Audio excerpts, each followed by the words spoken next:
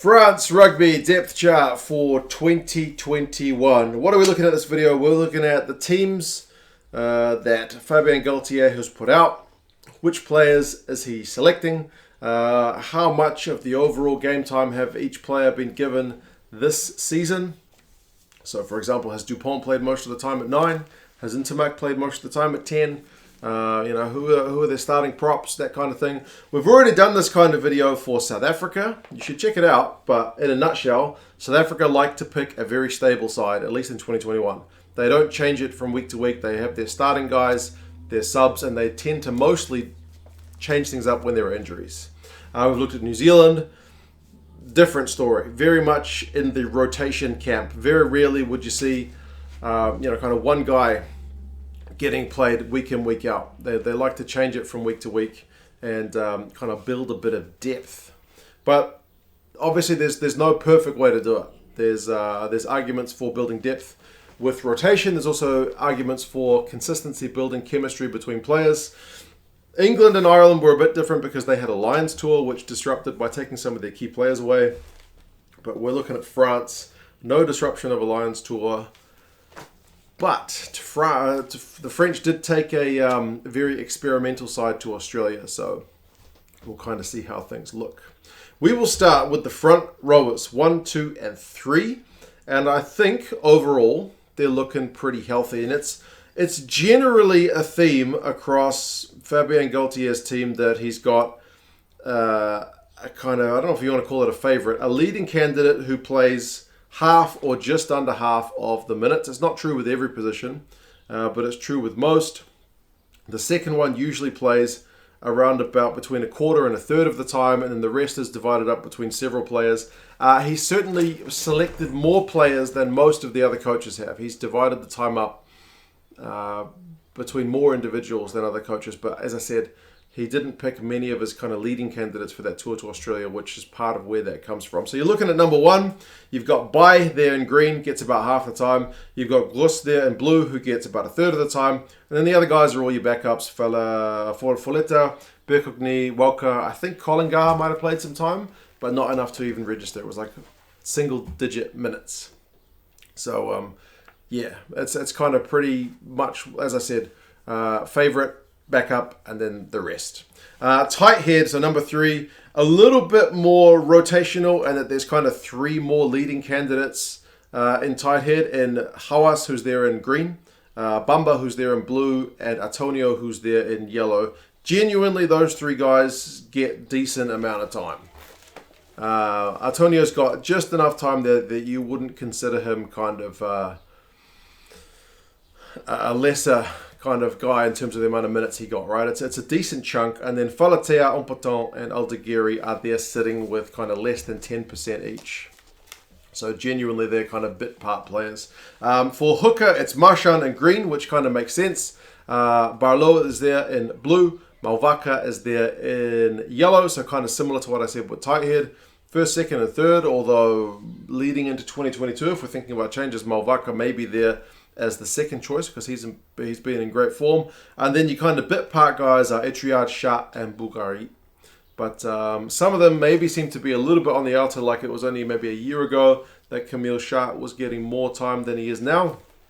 But he seems to be kind of down the pecking order. So that's how it is for the front row. The front rows are kind of more similar from country to country because there's a direct replacement for each front rower on the bench. So the front rowers tend to get max out at around about 50% of the minutes played divided to kind of one guy. So I think that kind of makes sense. Now, the second row is where it gets one position in particular a little bit more messy. You got 4 and 5, so tight headlock is the 5 jersey, which looks a lot more stable. Willemse is there as your main guy who gets just under half of the game time. And then Talfa Fanua, who can cover both sides in terms of the second row positions. He's there in blue. So kind of leading guy and secondary guy. Just under half and just under a third between those 2 guys. And then the rest is kind of divided between Ribage, Cazot, and Poissanti. But a lot of these guys play both sides in France. Willemse does not, at least not in 2021. But for number 4, It's really quite all over the shop. You've got Leroux, who admittedly did have a bit of an injury disrupted 2021, is there in green, and he doesn't even have a quarter of the minutes played. And he has still got more minutes in the number 4 jersey than anybody else. Azago is there in blue, Woki is there in yellow, Flamand is there in purple, Taufifenua is there in red. So all of those guys have more than 10% of the minutes, but less than 20%. So it's a proper bit of a merry-go-round between all these guys. And several of these guys, like Woki, he plays multiple positions. You'll see Taufifenua, as I said, kind of being on both sides. So there's a little bit of versatility with some of these guys as well. I think Galthié does like his guys who are a bit versatile. Other guys you got there, Sharsies, Cazot, Ribage, and then Olivon even had to pop in for one game, I think during a card, but I can't quite recall. He's there in black. You don't really need to pay much attention to that. That was just a kind of an emergency cover. But 4 is a bit of a mixed bag. I would expect in 2022 that to look a bit more stable, because that is by far the biggest mix I think I've seen of any team, any position as yet. For the leading guy to have less than a quarter of the time is quite bizarre.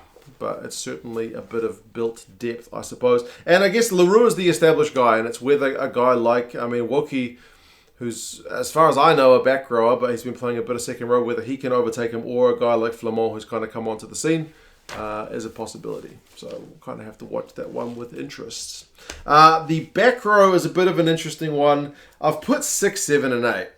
Where I come from, 6 is blindside, 7's open side, and number 8 is number 8. And they swap sides depending on, which is the open side, where there's more open ground, and which is the blind side. In France, they tend to play left and right, as far as I'm aware. So one guy tends to pack down the left side of the scrum every time, and one guy tends to pack down the right side of the scrum every time. One of them may play more like a traditional blind side, one of them plays like a more traditional open side, but not necessarily. And then there's the number 8 as well. And kind of frustratingly, and I may have got some of it wrong, but they don't always play 6 on the left or always play 7 on the right. Sometimes they just seem to play whatever side they wanted, depending on what game was happening. I don't get that, but I went through it game by game and tried to identify kind of who was packing down in which position. Kind of take it with a bit of a grain of salt, because it doesn't really seem to matter, but there is a bit of a pattern there. So we'll go 6 and call that the left, even if it wasn't always the left. Creton is there with about a third of the time, and Gelon is also there with about a third of the time. So between the two of them, they play about a third of the time on the left side, but Gelon also plays right side, and he plays number 8. So he's very much Mr. Versatile. Creton is a bit more specialised than where he tends to play. Woki is there as well in yellow. He also kind of Mr. Versatile. Makalu Diallo is there in purple and in red too. Kind of limited times, but Makalu we saw a little bit more towards the end of the season. Diallo we saw on the Australian tour. 7 is Olivon there in green. Kind of very consistent. We don't see him kind of moving around so much. He's very different from a Gelon or a Woki. Francois Clos is there in blue, and then Woki's there in yellow, Gelon is there in purple, and Creton is there in red. So Olivon is kind of your specialist guy alongside Clos, and then the other 3 are a bit more versatile. And then number 8, you've got Aldrit, who is one of the leading kind of minute guys for the French. I think he's going to be 3rd. Like, he gets legit 2/3 of the time. Not quite, but almost 2/3 of the time that were played by a number 8 this year. So most positions for the French, going down slightly more of a rotational route, don't get that much game time. So he's very much the favoured guy in that department, which I guess shows Galthié's faith in him. And then you got Gelon there with a big chunk of the time in blue, and then Makalu and Becogny in yellow and purple. So it's an interesting one. That if you're looking at 3 leading guys, it's Creton, it's Olivon, and it's Aldrit. But if you added up Gelon's time from all 3 positions, he would certainly be there. So he's a bit of a jack of all trades, but doesn't out and out dominate any kind of one position.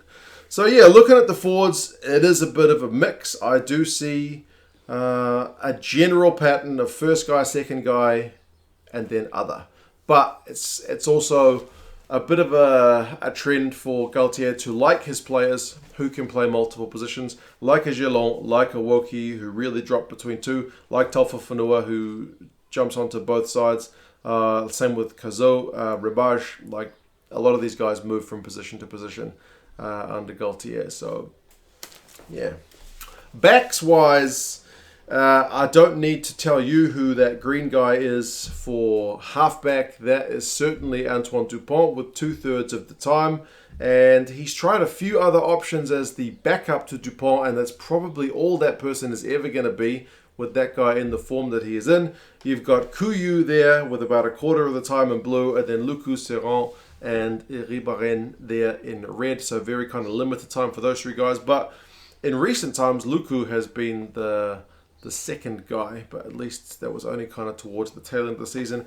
Number 9 is the one position where Galthié is most likely to have an unused substitute. Most of the coaches these days generally don't just leave a guy sitting on the bench for 80 minutes, but there's a few times, I forget how many exactly, at least 3 or 4, maybe 3 times where the backup halfback for France didn't get off the bench. Dupont just played the 80, so that kind of speaks to the impact that he has on the game. Number 10 is also an interesting one because everyone's raving about Intermark after that All Blacks game, but he is not there in green. That's Jalibert. Remember, Intermark had a bit of an injury disrupted season as well. So Jalibert led the side in green, and it is promising for France that they do have 2 genuinely very good number 10s.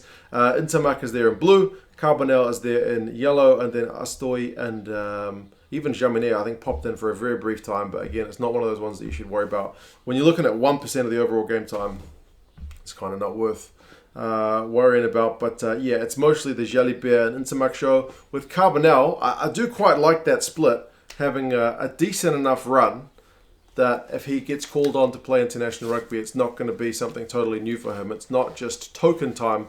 It is a bit of genuine time for him. But coming into 2022, there's a decision, I guess, for Galthié to decide. Does he continue trying to put Intermark into 12, or does he give him a bit more time at 10? We'll have to wait and see. Speaking of 12, it's a bit more mixed.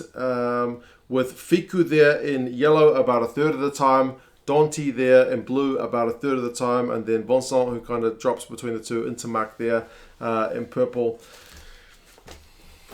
Yeah, it's not one that's set in stone. Like a lot of teams you can kind of look at, like you look at Damon Delende in South Africa and you know he's the leading choice 12. For France, I mean, I feel like it's Fiku, but Fiku is versatile, so he kind of just fills in wherever needed. Dante's obviously a pretty big unit, and he gets about 1/3 of the time as well. Vincent is pretty versatile. You can see he is there also in 13 in green. So if you put him, if you take his green number from 13 and his yellow number from 12, he plays about half the game time, just over. So he's another kind of key guy. Fiku is also there in blue for 13, so he's also played just over half the time, but he switches between those two positions, and he's in the outside backs as well. Vakatawa is there in 13's yellow, and then Barassi and Pinot are there in purple and red. So the midfield is certainly one that's a bit more, I want to say indecisive, but it's genuine guys in each position. I mean, Fiku and Vincent have kind of chopped and changed, but you've got like more even splits. It's not like one guy absolutely dominates with a clear second. It's more kind of an even split, which is just an interesting trend. And for the outside backs, it is the kind of more decisive area compared to some of the other positions, with Villiers being there on the left wing in green more than half the time. Pinot green and right wing. Pinot has had like a ton of time, more than any other French player in one position. Damien Pinot is just playing week in, week out, which is unusual for Galthié's system. And then fullback is Jaminet there in green. So those are your kind of three leading guys. Penaud has also jumped onto the left wing. He's there in blue. You've got Fiku, you've got Teddy Thomas, and you've got Lebel there as well. For right wing, it's Thomas, who's there in blue. And then for fullback, it's Dulon, who's the other guy. He played the start of the year. Jaminet tended to play the latter part of the year.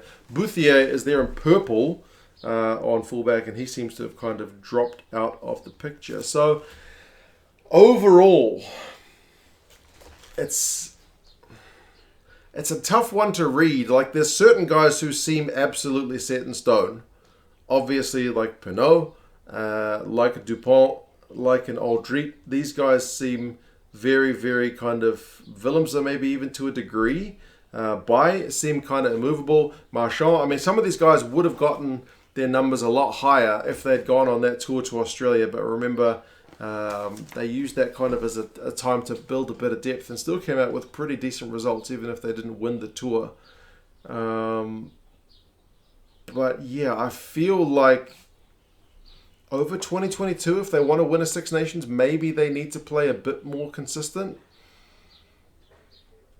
Some of the time you can't control that if you get injuries. Like I said, some guys like Leroux and Tamak and other guys as well were Vakatawa had to just be out of the side because they had injuries, and it led to guys covering. Now the overall kind of most picked 15.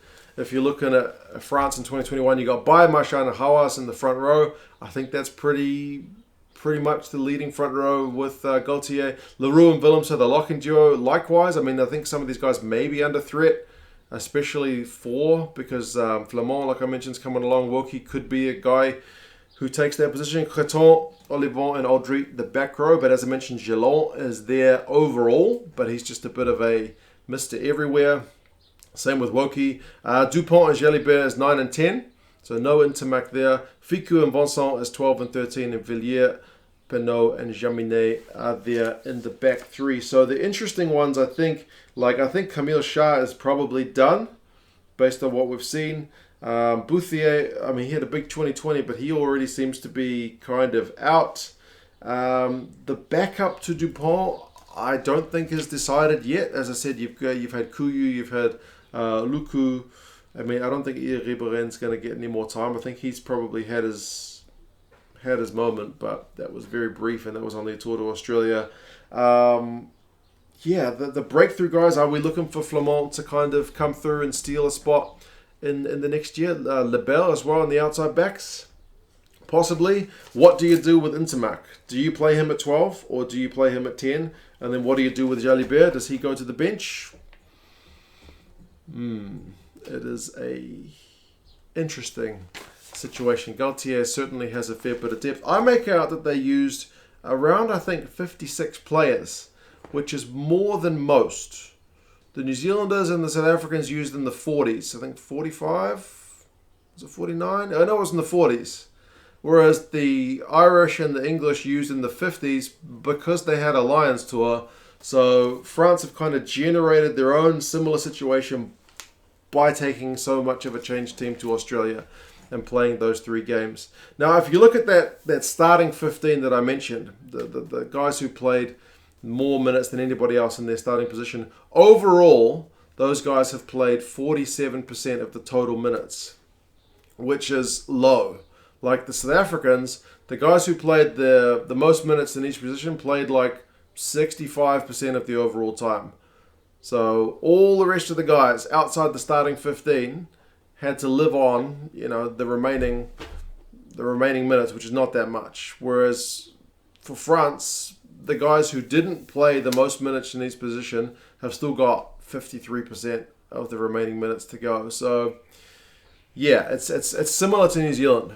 More players used than New Zealand for sure, but similar amount of kind of rotation. The starting guys, the main guys, don't hog the time like some of the other teams do. So yeah, I mean, their record was a decent Six Nations. They lost to England and Scotland, but they won against Italy, Ireland, and Wales. They did decent on the Australian tour. Every game was competitive, although they lost it 2-1.